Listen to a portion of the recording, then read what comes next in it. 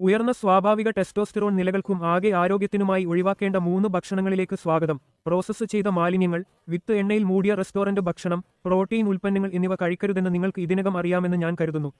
താഴെ പറയുന്ന ഭക്ഷണങ്ങൾ ആരോഗ്യകരമാണെന്ന് ആളുകൾ കരുതുന്നവയാണ്, പക്ഷേ അവ നല്ലതിനേക്കാൾ കൂടുതൽ ദോഷം ചെയ്യാൻ കഴിയും. ഓട്സ് മുതൽ തുടങ്ങുന്നു. ഇവ ചോർന്ന ആന്തരവായു അണുബാധ എന്നിവയ്ക്ക് കാരണമാകുന്നു. കൂടാതെ ഇവയിൽ ഫൈറ്റോ എസ്ട്രോജൻസുകൾ അടങ്ങിയിരിക്കുന്നു.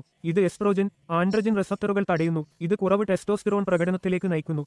ഇവയിൽ ഫൈറ്റിക് ആസിഡ് കൂടുതലാണ്. ഇത് സിങ്ക് ആഗിരണം തടയുകയും ആന്തരവായു പാളി ചൊടിപ്പിക്കുകയും ചെയ്യുന്നു. ഇതിനു മുകളിൽ അവ ഗ്ലൈഫോസേറ്റ്, നേരിട്ട് ടെസ്റ്റോസ്റ്ററോൺ കുറയ്ക്കുകയും കാൻസർ ഉണ്ടാക്കുകയും ചെയ്യുന്ന കീടനാശിനി വ്യാപകമായി തളിച്ചിരിക്കുന്നു. ഇത് യഥാർത്ഥത്തിൽ കർഷക ഭക്ഷണമാണ്. നട്ടുകൾ, വിത്തുകൾ, പയർവർഗ്ഗങ്ങൾ. നിങ്ങൾ ഒമേഗ-6 ലിനോലെയിക് ആസിഡുമായി ചേർന്ന ആന്റിന്യൂട്രിയന്റുകൾ കേന്ദ്രീകൃതമായി കഴിക്കുന്നു. ഇത് സ്വയം എസ്ട്രോജനിക് ആണ്. നമുക്ക് വളരെ ചെറിയ അളവിൽ ഒമേഗ-6 ആവശ്യമാണെന്ന് സത്യമാണെങ്കിലും നിങ്ങൾ മാംസാഹാര ഉൽപ്പന്നങ്ങൾ കഴിക്കുന്നുവെങ്കിൽ നിങ്ങൾക്ക് ഇതിനകം തന്നെ മതിയായ അളവിൽ ലഭിക്കുന്നു. സാധാരണ സ്റ്റോർ വാങ്ങിയ പാൽ. നിങ്ങൾ A1 പാൽ അഥവാ നിങ്ങളുടെ പ്രാദേശിക സൂപ്പർമാർക്കറ്റിലെ എല്ലാ പാലും ഉപയോഗിക്കുന്നുവെങ്കിൽ നിങ്ങൾ നിങ്ങളുടെ ആന്തരവായു ആരോഗ്യത്തെ പാചകം ചെയ്യുകയാണ്.